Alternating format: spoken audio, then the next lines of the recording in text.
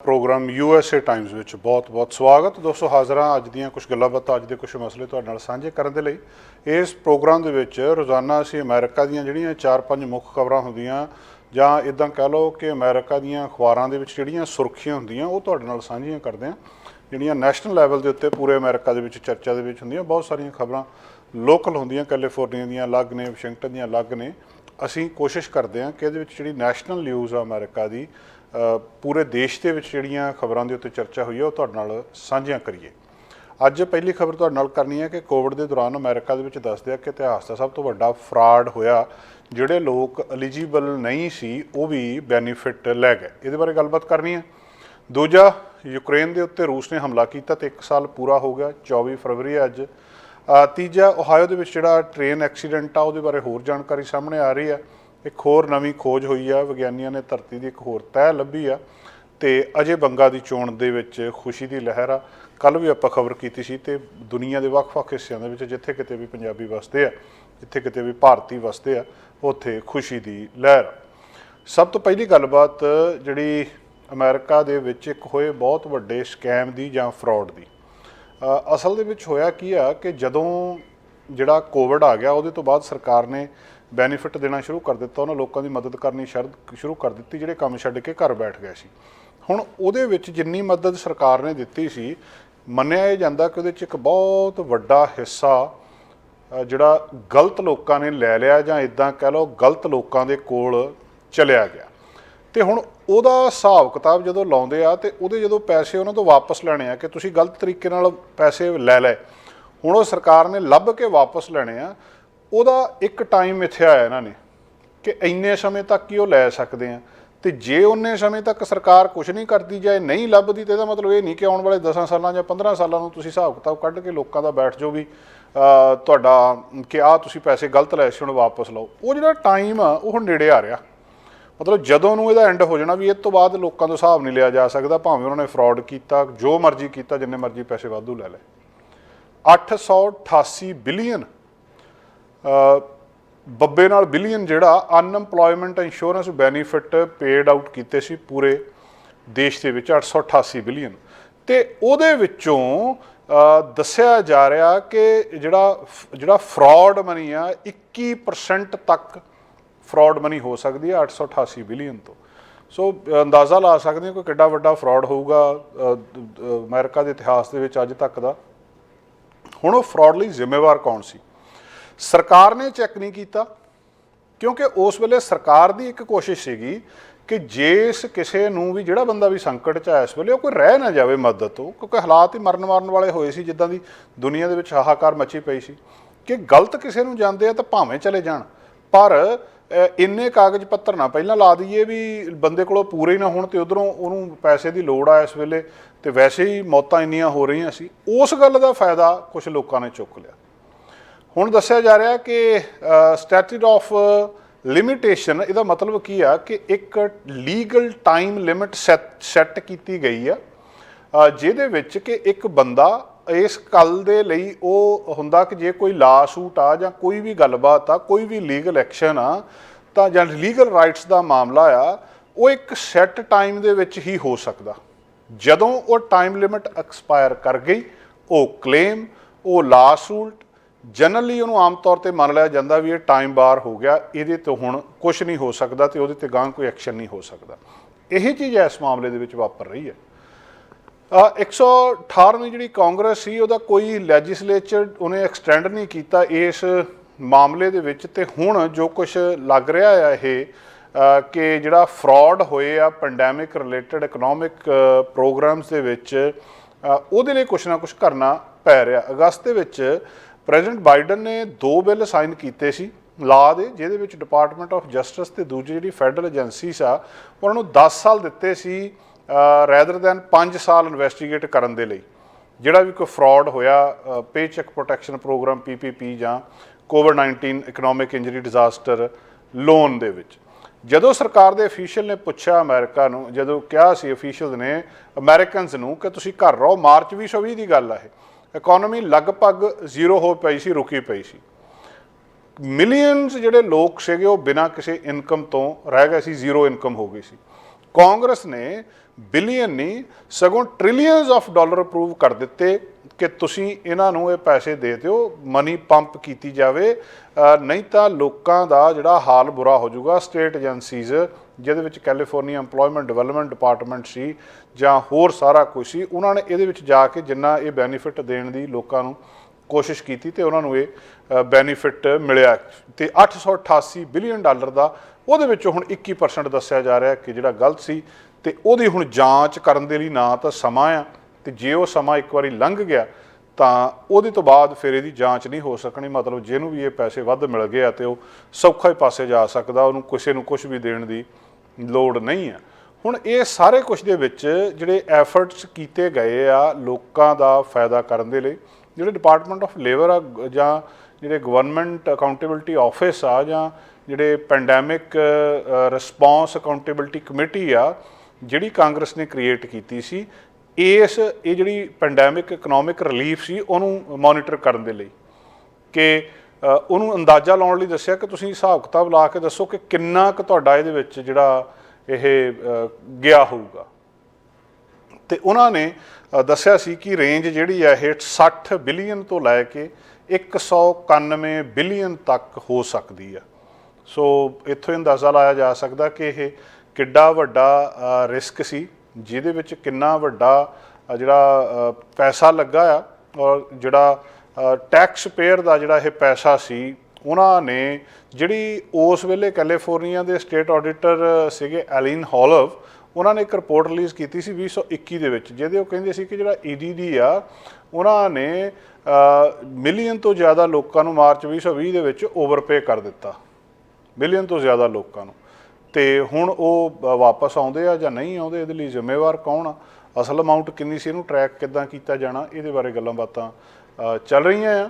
ਸੋ ਇੱਕ ਟੀਮ ਵੀ ਕ੍ਰੀਏਟ ਕੀਤੀ ਹੈ ਫੈਡਰਲ ਡਿਪਾਰਟਮੈਂਟ ਆਫ ਜਸਟਿਸ ਨੇ ਕਿ ਇਹਦਾ ਸਾਰਾ ਹਿਸਾਬ ਕਿਤਾਬ ਕਰਕੇ ਦੱਸਿਆ ਜਾਵੇ ਤੇ ਲੋਕਾਂ ਨੂੰ ਦੱਸਿਆ ਜਾਵੇ। ਕੈਲੀਫੋਰਨੀਆ ਨੇ ਲਗਭਗ ਐਸਟੀਮੇਟਡ 30 ਬਿਲੀਅਨ ਫਰਾਡ ਦੇ ਵਿੱਚ ਲੋਸਟ ਕੀਤਾ, ਇਕੱਲੇ ਕੈਲੀਫੋਰਨੀਆ ਨੇ 30 ਬਿਲੀਅਨ। ਤੇ ਇਹਨੂੰ ਹੁਣ ਜਦੋਂ ਸਾਰੇ ਕੁਛ ਨੂੰ ਦੇਖਿਆ ਜਾ ਰਿਹਾ ਹੈ ਤੇ ਜੇ ਤਾਂ ਇਹ ਟਾਈਮ ਸਿਰ ਸੈੱਟ ਹੋ ਜਾਂਦਾ ਜਾਂ ਤਾਂ ਉਹਦਾ ਟਾਈਮ ਵਧਾਉਣਗੇ, ਨਹੀਂ ਤਾਂ ਜੇ ਇਹਨੂੰ ਉਸ ਟਾਈਮ ਤੱਕ ਸੈੱਟ ਹੋ ਜਾਂਦਾ ਆ ਤਾਂ, ਕਿਉਂਕਿ ਇੱਕ ਕਾਫੀ ਅਮਾਊਂਟ ਸਰਕਾਰ ਨੇ ਰਿਕਵਰ ਵੀ ਕੀਤੀ ਹੈ ਜਿਹੜੀ ਲੋਕਾਂ ਨੂੰ ਦੇ ਦਿੱਤੀ ਸੀ। ਤੇ ਅਦਰਵਾਈਜ਼ ਇਹਨੂੰ ਦੱਸਿਆ ਜਾ ਰਿਹਾ ਕਿ ਇਹ ਜਿਹਨੂੰ ਫਿਰ ਪੈਸੇ ਮਿਲ ਗਏ ਆ ਉਹਦੇ ਕੋਲੋਂ ਸ਼ਾਇਦ ਕਦੇ ਵੀ ਪੈਸੇ ਮੁੜ ਕੇ ਨਾ ਆਉਣ, ਪਰ ਆਪਣੇ ਆਪ ਦੇ ਵਿੱਚ ਇੰਨਾ ਜ਼ਿਆਦਾ ਪੈਸਾ ਚਲੇ ਜਾਣਾ ਤੇ ਬਹੁਤ ਵੱਡੀ ਜਿਹੜੀ ਇੱਕ ਗਿਣਤੀ ਆ। ਪਰ ਦੱਸਿਆ ਜਾ ਰਿਹਾ ਕਿ ਪਹਿਲਾਂ ਕਦੇ ਐਡਾ ਵੱਡਾ ਕ੍ਰਾਈਸਿਸ ਵੀ ਨਹੀਂ ਸੀ ਆਇਆ, ਸਰਕਾਰ ਨੂੰ ਕਦੇ ਇੱਦਾਂ ਪੈਸੇ ਵੰਡਣੇ ਵੀ ਨਹੀਂ ਪਏ।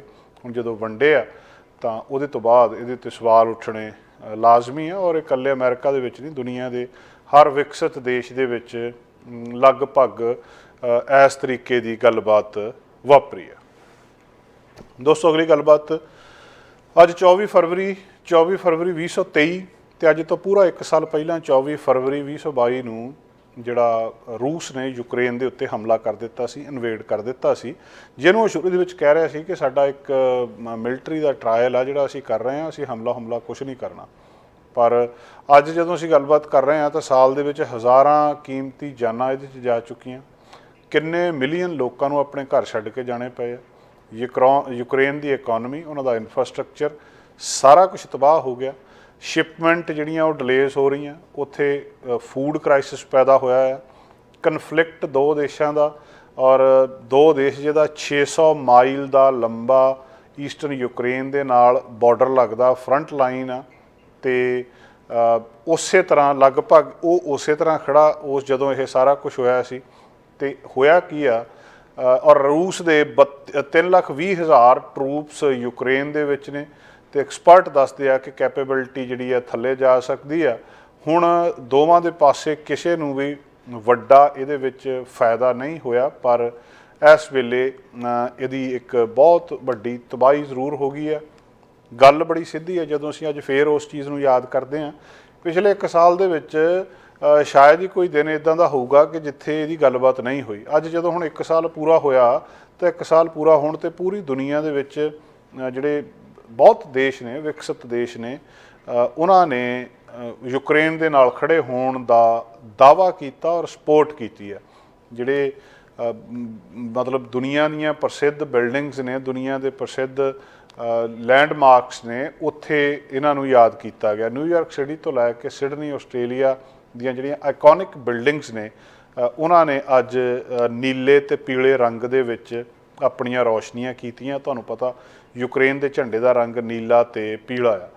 ਕੱਲ੍ਹ ਜਾਣੀ ਕਿ ਵੀਰਵਾਰ ਦੀ ਰਾਤ, ਅੱਜ ਸ਼ੁੱਕਰਵਾਰ ਨੂੰ ਅਸੀਂ ਤੁਹਾਡੇ ਨਾਲ ਗੱਲ ਕਰ ਰਹੇ ਹਾਂ, ਸ਼ੁੱਕਰਵਾਰ ਤੇ ਵੀਰਵਾਰ ਦੀ ਵਿਚਕਾਰਲੀ ਰਾਤ ਨੂੰ ਅੰਪਾਇਰ ਸਟੇਟ ਬਿਲਡਿੰਗ ਉੱਥੇ ਪੂਰੀ ਦੀ ਪੂਰੀ ਮਤਲਬ 1454 ਫੁੱਟ ਉੱਚੀ ਤੇ ਉਹਦੇ ਉੱਤੇ ਵੀ ਇਸ ਰੰਗ ਦੀਆਂ ਰੌਸ਼ਨੀਆਂ ਦੇਖੀਆਂ ਗਈਆਂ। ਅੰਪਾਇਰ ਸਟੇਟ ਬਿਲਡਿੰਗ ਦੇ ਉੱਤੇ ਯੈਲੋ ਤੇ ਬਲੂ ਪੂਰੀ ਰਾਤ ਇਹ ਯੂਕਰੇਨੀਅਨ ਝੰਡੇ ਦੇ ਰੰਗ ਦਿਸੇ ਆ। ਅਮਰੀਕਾ ਦੇ ਵਿੱਚ ਇਸੇ ਤਰ੍ਹਾਂ ਪੈਰਿਸ ਦੇ ਵਿੱਚ ਆਈਫਲ ਟਾਵਰ, ਉਹਦੇ ਉੱਤੇ ਵੀ ਰਾਤੀ ਨੀਲੇ ਰੰਗ ਦੀ ਜਿਹੜੀ ਤੇ ਯੈਲੋ ਰੰਗ ਦੀ ਲਾਈਟ ਸੀਗੀ ਉਹ ਦਿਖੀ ਆ। ਜਿਹੜੀ ਫਰਾਂਸ 24 ਅਖਬਾਰ ਆ ਜਦੋਂ ਦੇਖਦੇ ਆ ਉਹਦੇ ਹਿਸਾਬ ਦੇ ਨਾਲ ਗਲੋਰੀ ਟੂ ਯੂਕਰੇਨ ਪੈਰਿਸ ਦੇ ਮੇਅਰ ਨੇ ਇਹ ਟਵੀਟ ਕੀਤਾ ਆ। ਫਰਾਂਸ ਦੇ ਵਿੱਚ ਇਸੇ ਤਰ੍ਹਾਂ ਉਹਨਾਂ ਨੇ ਹੋਰ ਜਿਹੜੀਆਂ ਗੱਲਾਂ ਬਾਤਾਂ ਵੀ ਦੱਸੀਆਂ ਆ। ਉਹਨਾਂ ਦੇ ਡਿਫੈਂਸ ਮਿਨਿਸਟਰ ਨੇ ਪਿਛਲੇ ਹਫ਼ਤੇ ਹੀ ਸ਼ੇਅਰ ਕੀਤਾ ਸੀ ਪਹਿਲਾ ਬੈਚ ਉਹਨਾਂ ਦਾ AMX 10 ਆਰਮਰਡ ਵਹੀਕਲਸ ਦਾ ਜਿਹੜਾ ਡਿਲੀਵਰ ਕੀਤਾ ਜਾਣਾ ਯੂਕਰੇਨ ਨੂੰ।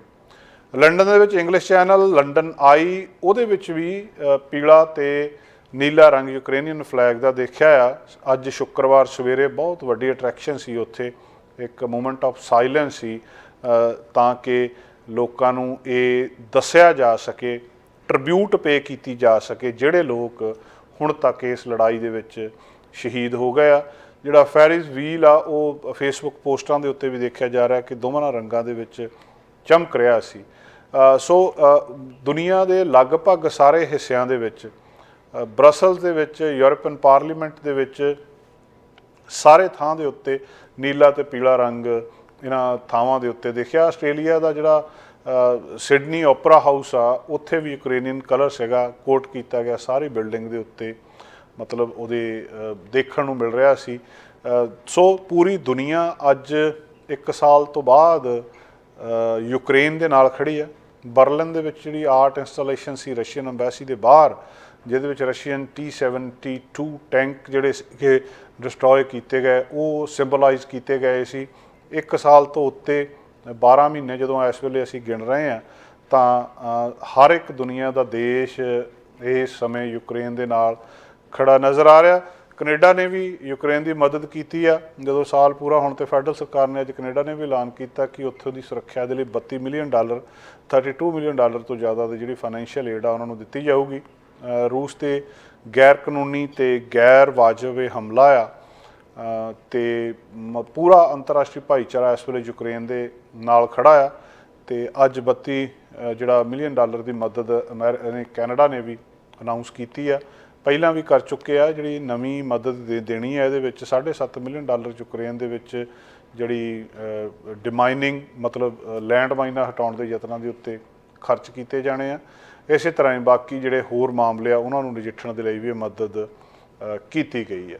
ਥੋੜ੍ਹੇ ਦਿਨ ਪਹਿਲਾਂ ਅਮਰੀਕਾ ਦੇ ਰਾਸ਼ਟਰਪਤੀ ਜੋ ਬਾਈਡਨ ਆਪ ਯੂਕਰੇਨ ਜਾ ਕੇ ਆਏ ਆ ਕੀਵ ਦੇ ਵਿੱਚ, ਜਿਹਦਾ ਅਮਰੀਕਾ ਦੇ ਵਿੱਚੋਂ ਸਪੋਰਟ ਵੀ ਹੋਈ ਆ ਤੇ ਵਿਰੋਧ ਵੀ ਹੋਇਆ ਕਿਉਂਕਿ ਇਹਨਾਂ ਦੇ ਉੱਥੇ ਜਾਣ ਤੋਂ ਬਾਅਦ ਹੀ ਜਿਹੜੇ ਰੂਸ ਦੇ ਰਾਸ਼ਟਰਪਤੀ ਵਲਾਦੀਮੀਰ ਪੁਤਿਨ ਆ ਉਹਨਾਂ ਨੇ ਅਮਰੀਕਾ ਦੇ ਨਾਲ ਹੋਈ ਟ੍ਰੀਟੀ ਨੂੰ ਤੋੜ ਦਿੱਤਾ ਵੀ ਜਿਹੜੀ ਪਰਮਾਣੂ ਸੰਧੀ ਸਾਡੀ ਆਪਸ ਦੇ ਵਿੱਚ ਹੋਈ ਆ ਅਸੀਂ ਉਹਨੂੰ ਮੰਨਦੇ ਨਹੀਂ ਕਿਉਂਕਿ ਤੁਸੀਂ ਜਾਣਬੁੱਝ ਕੇ ਸਾਨੂੰ ਪਰੇਸ਼ਾਨ ਕਰ ਰਹੇ ਆ। ਰੂਸ ਦਾ ਹੁਣ ਤੱਕ ਦਾ ਇਹ ਸਾਰੀ ਲੜਾਈ ਦੇ ਵਿੱਚ ਤਰਕ ਇਹ ਆ ਕਿ ਅਸਲ ਦੇ ਵਿੱਚ ਅਮਰੀਕਾ ਸਾਨੂੰ ਕਾਬੂ ਕਰਨਾ ਚਾਹੁੰਦਾ। ਕਿਸੇ ਵੇਲੇ ਰੂਸ ਦੁਨੀਆ ਦੀ ਵੱਡੀ ਤਾਕਤ ਰਹਿ ਚੁੱਕਾ।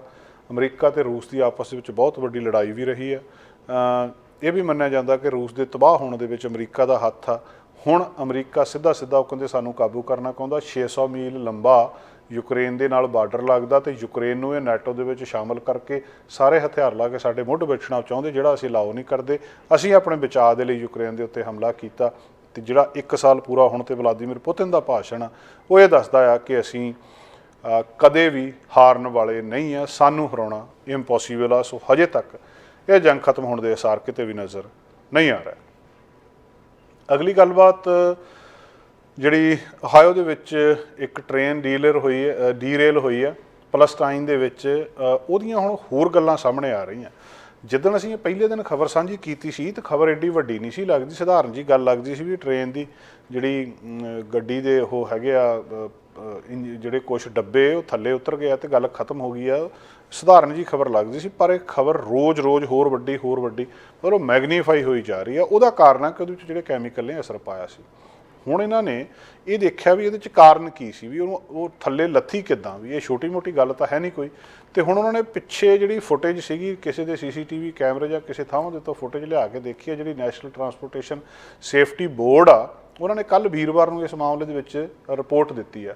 ਉਸ ਰਿਪੋਰਟ ਦੇ ਵਿੱਚ ਉਹਨਾਂ ਨੇ ਦਿੱਤਾ ਕਿ ਜਿਹਨਾਂ ਨੂੰ ਪਤਾ ਲੱਗ ਗਿਆ ਸੀ ਕਿ ਥੱਲੇ ਜਿਹੜੇ ਇਹਦੇ ਪਹੀਏ ਆ ਉਹਨਾਂ ਦੇ ਵਿੱਚੋਂ ਅੱਗ ਨਿਕਲਣ ਲੱਗ ਪਈ ਆ ਫ੍ਰਿਕਸ਼ਨ ਦੇ ਨਾਲ, ਤੇ ਜਿਹੜਾ ਇੰਜੀਨੀਅਰ ਸੀਗੇ ਉਹਨਾਂ ਨੇ ਜਿਹੜੀ ਉਹਦੇ ਵਿੱਚ ਆਟੋਮੈਟਿਕ ਬ੍ਰੇਕਿੰਗ ਸਿਸਟਮ ਆ ਉਹਦੇ ਵਿੱਚ ਪਹਿਲਾਂ ਹੀ ਸੀਗਾ ਤੇ ਉਹ ਆਪਣੇ ਆਪ ਹੀ ਲੱਗ ਗਿਆ। ਜਿਹੜੀ ਰਿਪੋਰਟ ਆਈ ਆ ਤੇ ਡਿਟੈਕਸ਼ਨ ਸਿਸਟਮ ਦੇ ਵਿੱਚ ਟਰੈਕ ਨੇ ਇੰਡੀ ਦੱਸਿਆ ਸੀ ਕਿ ਜਿਹੜੇ ਉਹਦੇ ਵੀਲ ਬੈਰਿੰਗ ਹੈਗੇ ਆ ਉਹ ਹੀਟਅਪ ਹੋ ਗਿਆ। ਹੀਟਅਪ ਹੋਣ ਦੇ ਨਾਲ ਕਈ ਮੀਲ ਦੂਰ ਤੱਕ ਟ੍ਰੇਨ ਦੇ ਨਾਲ ਚੱਲਦੇ ਰਹੇ ਤੇ ਅਲਟੀਮੇਟਲੀ ਟ੍ਰੇਨ ਪਟੜੀ ਦੇ ਉੱਤੋਂ ਲੱਥ ਗਈ। ਦੂਜਾ ਵੀ ਦੱਸਿਆ ਕਿ ਉਹ ਜਿਹੜਾ ਟੈਂਪਰੇਚਰ ਸੀ ਉਹਨੇ ਇਹਨੂੰ ਟ੍ਰਿਗਰ ਨਹੀਂ ਕੀਤਾ।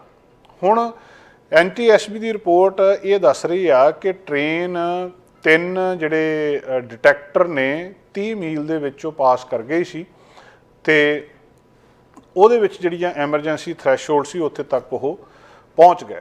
ਕਿਉਂਕਿ ਲੋਕ ਇਸ ਵੇਲੇ ਜਵਾਬ ਮੰਗ ਰਹੇ ਨੇ ਇਸ ਮਾਮਲੇ ਦੇ ਵਿੱਚ। ਵਿਰੋਧੀ ਧਿਰ ਇਸ ਵੇਲੇ ਬਹੁਤ ਸਖਤ ਹੋਈ ਆ। ਲੋਕ ਇਹ ਕਹਿੰਦੇ ਆ ਕਿ ਪ੍ਰੈਜ਼ੀਡੈਂਟ ਜੋ ਬਾਈਡਨ ਨੂੰ ਯੂਕਰੇਨ ਦੇ ਵਿੱਚ ਜਾਣਾ ਜ਼ਰੂਰੀ ਸੀ ਜਾਂ ਇੱਥੇ ਆਉਣਾ ਜ਼ਰੂਰੀ ਸੀ, ਜਦੋਂ ਕਿ ਦੂਜੇ ਨੇਤਾ ਉੱਥੇ ਜਾ ਚੁੱਕੇ ਆ ਪੈਲਸਟਾਈਨ ਦੇ ਵਿੱਚ, ਤੇ ਰਾਸ਼ਟਰਪਤੀ ਉੱਥੇ ਕਿਉਂ ਨਹੀਂ ਗਏ? ਜਾਂ ਇਹਨਾਂ ਨੂੰ ਜ਼ਰੂਰੀ ਨਹੀਂ ਲੱਗਦਾ ਕਿ ਸਿਰਫ ਲੋਕਾਂ ਨੇ ਸਾਫ਼ ਤੌਰ 'ਤੇ ਕਿਹਾ ਕਿ ਜਿਹੜੇ ਵੱਡੇ ਵੱਡੇ ਅਮੀਰ ਕੰਪਨੀਆਂ ਨੇ ਜਾਂ ਕਾਰਪੋਰੇਟਸ ਨੇ ਉਹਨਾਂ ਨੂੰ ਫਾਇਦਾ ਦੇਣ ਦੇ ਲਈ ਆਮ ਲੋਕਾਂ ਦਾ ਘਾਣ ਕੀਤਾ ਜਾ ਰਿਹਾ। ਜਿੰਨਾ ਖਤਰਨਾਕ ਕੈਮੀਕਲ ਉੱਥੇ ਸਪਿਲ ਹੋਇਆ, ਜਿੰਨੀ ਉਹਦੇ ਨਾਲ ਤਬਾਹੀ ਮਚ ਗਈ ਆ, ਇੱਕ ਤਾਂ ਹੈਗਾ ਕਿ ਉੱਥੇ ਟ੍ਰੇਨ ਥੱਲੇ ਚੱਲ ਗਈ, ਉਹਦੇ 'ਚ ਅੱਗ ਲੱਗ ਗਈ, ਉਹਦੇ 'ਚ ਧੂੰਆਂ ਨਿਕਲਿਆ ਤੇ ਗੱਲ ਖਤਮ ਹੋ ਗਈ। ਜਿਹੜਾ ਲਿਕੁਇਡ ਉਹਦੇ ਵਿੱਚੋਂ ਨਿਕਲ ਗਿਆ, ਬਾਹਰ ਨਿਕਲ ਗਿਆ, ਉਹ ਵਿਨਾਈਲ ਕਲੋਰਾਈਡ ਸੀਗਾ। ਉਹਦੇ ਨਾਲ ਜੋ ਕੁਛ ਉੱਥੇ ਹੋਇਆ, ਨਾ ਪੀਣ ਵਾਲਾ ਪਾਣੀ ਆ, ਨਾ ਪਸ਼ੂਆਂ ਦੇ ਪੀਣ ਲਈ ਪਾਣੀ ਆ, ਤੇ ਰੈਸ਼, ਸਕਿਨ ਰੈਸ਼ ਹੋ ਗਏ, ਕਈ ਕੁਛ ਉੱਥੇ ਇਸ ਸਾਰੇ ਕੁਛ ਨਾਲ ਵਾਪਰ ਗਿਆ। ਤੇ ਇਸ ਸਾਰੇ ਦੇ ਬਾਵਜੂਦ ਵੀ ਕੁਛ ਹਜੇ ਤੱਕ ਨਹੀਂ ਕੀਤਾ ਗਿਆ। ਸੋ ਇਸ ਮਾਮਲੇ ਦੇ ਵਿੱਚ ਕਿ ਕਿੰਨੀਆਂ ਉਹਦੇ ਵਿੱਚ ਇਹ ਡੱਬੇ ਸੀਗੇ ਜਿਨ੍ਹਾਂ ਦੇ ਵਿੱਚ ਖਤਰਨਾਕ ਮਟੀਰੀਅਲ ਸੀਗਾ।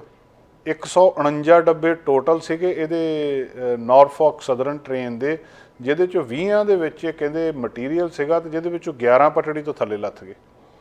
ਤੇ ਜਿਹੜਾ ਹੁਣ 27 ਡੱਬੇ ਸੀਗੇ ਉਹਨਾਂ ਦੇ ਵਿੱਚ ਮਟੀਰੀਅਲ ਜਿਹੜਾ ਨੌਨ ਹੈਜ਼ਰਡਸ ਗੁਡਸ ਸੀਗੀਆਂ, ਜਿਹੜੇ ਇਹਨਾਂ ਦੇ ਰਿਪੋਰਟ ਦੇ ਦੱਸਣ ਦੇ ਅਨੁਸਾਰ। ਹੁਣ ਇਹ ਰਿਪੋਰਟ ਨੇ ਮਤਲਬ ਇਹਨੂੰ ਸਾਰੀਆਂ ਗੱਲਾਂ ਸਾਹਮਣੇ ਆਈਆਂ ਕਿ ਜਿਹੜੀਆਂ ਇਹ ਟ੍ਰੇਨ ਜਦੋਂ ਗਈ ਆ ਤੇ ਕੀ ਇਹ ਜਾ ਕਿੰਨੀ ਰਫ਼ਤਾਰ 'ਤੇ ਰਹੀ ਸੀ। ਹੁਣ ਪਤਾ ਲੱਗਿਆ ਕਿ 47 ਮੀਲ ਪਰ ਆਵਰ ਦੀ ਸਪੀਡ ਦੇ ਉੱਤੇ ਟ੍ਰੇਨ ਜਾਂਦੀ ਸੀ, ਯਾਨੀ ਕਿ 50 ਮੀਲ ਪਰ ਆਵਰ ਦੀ ਸਪੀਡ ਲਿਮਿਟ ਤੋਂ ਥੱਲੇ ਸੀਗੀ ਜਦੋਂ ਇਹ ਟਰੈਕ ਤੋਂ ਲੱਥ ਗਈ ਆ। ਤੇ ਟ੍ਰੇਨ ਜਿਹੜੀ ਆ ਉਹ ਜਦੋਂ ਸਟਾਪ ਹੋਈ ਆ, ਰੁਕੀ ਆ, ਤੇ ਕ੍ਰਿਊ ਦੱਸਦਾ ਕਿ ਉੱਥੇ ਅੱਗ ਲੱਗੀ ਸੀ, ਫਿਰ ਉੱਥੇ ਧੂੰਆਂ ਨਿਕਲ ਰਿਹਾ ਸੀ ਤੇ ਇਹ ਸਾਰੇ ਕੁਛ ਨੇ ਜਿਹੜਾ ਡਿਰੇਲਮੈਂਟ ਹੋ ਗਈ ਆ। ਉਹਦੇ ਤੋਂ ਬਾਅਦ ਵੀਡੀਓ ਸ਼ੁਰੂ ਆਈਆਂ ਜਿਹਦੇ ਵਿੱਚ ਦੱਸਦੇ ਆ ਕਿ ਕਿਸ ਤਰੀਕੇ ਦੇ ਨਾਲ ਮਤਲਬ ਫਾਈਨਲ ਸਟੇਜ ਦੇ ਉੱਤੇ ਜਿਹੜੇ ਬੈਰਿੰਗ ਸੀਗੇ ਉਹ ਪਹੁੰਚ ਗਏ ਸੀ। ਹੁਣ ਇਹਦੇ ਬਾਰੇ ਮੰਗ ਉੱਠ ਰਹੀ ਆ ਕਿ ਘੱਟੋ ਘੱਟ ਇਹਦਾ ਦੇਖਿਆ ਜਾਵੇ ਕਿ ਇਹਦੀ ਜਿਹੜੀ 30 ਦਿਨ ਦੀ ਰੂਟੀਨ ਇੰਸਪੈਕਸ਼ਨ ਸੀਗੀ ਉਹ ਇਹਦੀ ਹੋਈ ਸੀ ਜਾਂ ਕੋਈ ਗੱਲਬਾਤ ਸੀਗੀ। ਇਹਦੇ ਬਾਰੇ ਵੀ ਹੁਣ ਕਈ ਸਵਾਲ ਜਿਹੜੇ ਆ ਉਹ ਸਾਹਮਣੇ ਆ ਰਹੇ ਨੇ। ਅਗਲੀ ਗੱਲਬਾਤ ਦੋਸਤੋ ਵਿਗਿਆਨ ਦੇ ਨਾਲ ਸੰਬੰਧਿਤ ਆ। ਵਿਗਿਆਨ ਨੇ ਇੱਕ ਨਵੀਂ ਖੋਜ ਕੀਤੀ ਆ, ਧਰਤੀ ਦੀ ਇੱਕ ਨਵੀਂ ਤਹਿ ਦਾ ਕਹਿੰਦੇ ਪਤਾ ਲਾਇਆ ਇਹਨਾਂ ਦਿਨਾਂ ਦੇ ਵਿੱਚ। ਹੁਣ ਤੱਕ ਅਸੀਂ 3 ਤਹਿਆਂ ਧਰਤੀ ਦੀਆਂ ਸੁਣਦੇ ਆਏ ਆ, ਤੇ ਜਿਹੜਾ 4 ਤਹਿਆਂ ਜਿਹੜੀਆਂ ਤੇ crust, mantle, liquid outer core ਤੇ ਸੋਲਿਡ ਇਨਰ ਕੋਰ, ਇਹ 4 ਤਹਿਆਂ ਮੰਨੀਆਂ ਜਾਂਦੀਆਂ। ਤੇ ਸਾਇੰਟਿਸਟ ਕਹਿੰਦੇ ਇਹਨਾਂ ਨੇ ਇੱਕ ਹੋਰ ਲੇਅਰ ਇਹਦੀ ਲੱਭ ਰਹੀ ਹੈ ਇਸ ਪਲੈਨਟ ਦੇ ਵਿੱਚ, ਇਨਰ ਕੋਰ ਦੇ ਅੰਦਰ, ਜਿਹੜੀ ਇਹਨਾਂ ਨੂੰ ਮਤਲਬ ਹੈਲਪ ਕਰ ਰਹੀ ਆ ਦੱਸਣ ਦੇ ਵਿੱਚ ਕਿ ਜਿਹੜਾ ਮੈਗਨੈਟਿਕ ਫੀਲਡ ਆ ਅਰਥ ਦੇ ਵਿੱਚ ਕਿਸ ਤਰੀਕੇ ਦੇ ਨਾਲ ਪੈਦਾ ਹੋ ਰਿਹਾ। ਜਿਹੜੀ ਧਰਤੀ ਆ ਇਹਨੂੰ ਬਿਲਕੁਲ ਇੱਕ ਮਤਲਬ ਇੱਦਾਂ ਮੰਨਿਆ ਜਾਂਦਾ ਜਿਵੇਂ ਸੇਬ ਦੀ ਛਿਲਕ ਹੁੰਦੀ ਆ ਬਾਹਰਲੀ, ਉਹਨੂੰ ਕਰਸਟ ਕਹਿੰਦੇ ਆ ਪਹਿਲੀ ਲੇਅਰ ਨੂੰ। ਥੋੜ੍ਹਾ ਜਿਹਾ ਉਹਦੇ ਅੰਦਰ ਚਲੇ ਜਾਂਦੇ ਆ ਤਾਂ ਉਹਨੂੰ ਮੈਂਟਲ ਕਿਹਾ ਜਾਂਦਾ ਆ। ਬਿਲਕੁਲ ਧਰਤੀ ਦੇ ਅੰਦਰ ਚਲੇ ਜਾਂਦੇ ਆ ਤਾਂ ਉਹਨੂੰ ਲਿਕੁਇਡ ਆਊਟਰ ਕੋਰ ਤੇ ਸੋਲਿਡ ਇਨਰ ਕੋਰ ਦੱਸੀ ਜਾਂਦੀ ਆ। ਮਤਲਬ ਧਰਤੀ ਦੇ ਵਿਚਕਾਰ ਜਿਹੜਾ ਸੈਂਟਰ ਦੇ ਵਿੱਚ ਜਿਵੇਂ ਇੱਕ ਬਾਲ ਦੇ ਸੈਂਟਰ ਦੇ ਵਿੱਚ ਹੁੰਦਾ ਲਾਵਾ ਆ, ਬਹੁਤ ਗਰਮ, ਜਿਵੇਂ ਕੋਈ ਲੋਹਾ ਪਿਘਲਾ ਕੇ ਉੱਥੇ ਸੁੱਟਿਆ ਹੁੰਦਾ, ਉਹਦੇ ਨਾਲ ਇੱਕ ਮੈਗਨੈਟਿਕ ਫੀਲਡ ਬਣਦਾ ਪੂਰੀ ਧਰਤੀ ਦਾ, ਜਿਹੜਾ ਸਾਰੀਆਂ ਇਹਨਾਂ ਕਾਰਵਾਈਆਂ ਦੇ ਲਈ ਜ਼ਿੰਮੇਵਾਰ ਆ। ਹੁਣ ਸਾਇੰਟਿਸਟ ਨੇ ਉਹਦੀ ਖੋਜ ਕਰਕੇ ਕਿ 4 ਲੇਅਰਸ ਸਾਨੂੰ ਪਤਾ ਸੀ, ਇਹ ਕਹਿੰਦੇ ਇੱਕ 5ਵੀਂ ਲੇਅਰ ਵੀ ਉਹਦੇ ਵਿੱਚ ਹੈਗੀ ਆ, ਜਿਹਦੇ ਵਿੱਚੋਂ ਹੁਣ ਜਿਹੜੇ ਪਤਾ ਲੱਗਣ ਦੇ ਨਾਲ ਜਿਹੜੀ ਇਨਰ ਕੋਰ ਆ ਉਹਦੇ ਪਤਾ ਲੱਗਣ ਦੇ ਨਾਲ ਕਈ ਸਾਰੀਆਂ ਚੀਜ਼ਾਂ ਜਿਹੜੀਆਂ ਉਹਦੇ ਵਿੱਚੋਂ ਪਤਾ ਲੱਗਣਗੀਆਂ। ਉਹਦੇ ਵਿੱਚ ਆਇਰਨ, ਨਿਕਲ, ਅਲੋਇਜ਼ ਅਤੇ ਹੋਰ ਸਾਰਾ ਕੁਛ ਬਹੁਤ ਕੁਛ ਹੈਗਾ ਧਰਤੀ ਹਵਾ ਦੇ ਵਿੱਚ ਘੁੰਮ ਰਹੀ ਆ। ਅਤੇ ਇਹਦੀ ਜਿਹੜੀ ਇਨਰ ਮੋਸਟ ਕੋਰ ਆ, ਸਭ ਤੋਂ ਅੰਦਰਲੀ ਜਿਹੜੀ ਤਹਿ ਆ ਧਰਤੀ ਦੀ, ਉਹਦੇ ਬਾਰੇ ਹੁਣ ਜਿਹੜੀ ਨਵੀਂ ਜਾਣਕਾਰੀ ਸਾਹਮਣੇ ਆ ਰਹੀ ਹੈ। ਅਤੇ ਇਹਦੇ ਨਾਲ ਕੁਦਰਤੀ ਆ ਕਿ ਹੋਰ ਜਿਹੜੀਆਂ ਐਵੋਲੂਸ਼ਨ ਦੀਆਂ ਗੱਲਾਂ ਵੀ ਸਮਝ ਆਉਣਗੀਆਂ, ਅਰਥਕੁਇਕ ਦੀਆਂ ਸਮਝ ਵੀ ਆਉਣਗੀਆਂ। 1936 ਦੇ ਵਿੱਚ ਜਿਹੜਾ ਭੂਚਾਲ ਦੀ ਸਟੱਡੀ ਕਰ ਰਿਹਾ ਸੀ ਇੱਕ ਸਾਇੰਟਿਸਟ ਇੰਜ ਲੇਮੈਨ, ਉਹਨੇ ਦੱਸਿਆ ਸੀ ਕਿ 1% ਅਰਥ ਦਾ ਜਿਹੜਾ ਵੋਲਿਊਮ ਆ, ਜਿਹੜਾ ਸੈਂਟਰ ਆ 4000 ਮਾਈਲ ਇਸ ਸਰਫੇਸ ਤੋਂ ਥੱਲੇ ਦੱਸ ਰਿਹਾ ਸੀ ਉਹ। ਅਤੇ ਉਹਦੇ ਵਿੱਚ ਹੁਣ ਅੱਗੇ ਖੋਜ ਕਰਕੇ, ਕਿਉਂਕਿ ਉੱਥੇ ਤੱਕ ਜਾਇਆ ਤਾਂ ਜਾ ਨਹੀਂ ਸਕਦਾ, ਜਿਹੜੇ ਕੁਛ ਇੰਸਟਰੂਮੈਂਟਸ ਦੇ ਨਾਲ, ਕੁਝ ਯੰਤਰਾਂ ਦੇ ਨਾਲ ਇਹ ਹੋਰ ਅੱਗੇ ਲੱਭਣ ਦਾ ਯਤਨ ਕਰ ਰਿਹਾ। ਅੱਜ ਆਪਣੇ ਆਪ ਦੇ ਵਿੱਚ ਬਹੁਤ ਵੱਡੀ ਇਹ ਵੀ ਖਬਰ ਮੰਨੀ ਜਾ ਰਹੀ ਆ। ਹੁਣ ਤੱਕ ਲੋਕਾਂ ਨੇ ਧਰਤੀ ਦੀਆਂ, ਜਿਹੜੇ ਵਿਦਿਆਰਥੀਆਂ ਨੇ 4 ਤਹਿਾਂ ਪੜ੍ਹੀਆਂ ਸੀ, ਅੱਜ ਦੱਸਿਆ ਜਾ ਰਿਹਾ ਕਿ ਇੱਕ ਹੋਰ ਲੇਅਰ ਵੀ ਡਿਸਕਵਰ ਹੋ ਗਈ। ਇਹਦੇ ਨਾਲ ਹੀ ਦੋਸਤੋ ਅੱਜ ਦਾ ਪ੍ਰੋਗਰਾਮ ਇੱਥੇ ਸਮਾਪਤ ਕਰਦੇ ਹਾਂ, ਅਤੇ ਕੱਲ੍ਹ ਫਿਰ ਹਾਜ਼ਰ ਹੋਵਾਂਗੇ ਕੁਛ ਨਵੀਆਂ, ਸੋਮਵਾਰ ਫਿਰ ਹਾਜ਼ਰ ਹੋਵਾਂਗੇ ਆਪਾਂ ਕੁਛ ਨਵੀਆਂ ਗੱਲਾਂ ਬਾਤਾਂ ਨਾਲ। ਹੁਣ ਤੁਸੀਂ ਦੇਖ ਸਕਦੇ ਹੋ ਗਲੋਬਲ ਪੰਜਾਬ ਟੀਵੀ ਨੂੰ ਡਾਊਨਲੋਡ ਕਰੋ ਸਾਡੀ ਐਪ ਐਂਡਰੋਇਡ ਜਾਂ iOS ਤੇ ਫ੍ਰੀ ਵਿੱਚ, roku ਅਤੇ Amazon Fire TV ਤੇ ਜਾਂ Apple TV ਤੇ। ਨਾਲ ਹੀ ਦੇਖ ਸਕਦੇ ਹੋ ਲਾਈਵ ਸਟ੍ਰੀਮਿੰਗ www.globalpunjabtv.com ਤੇ।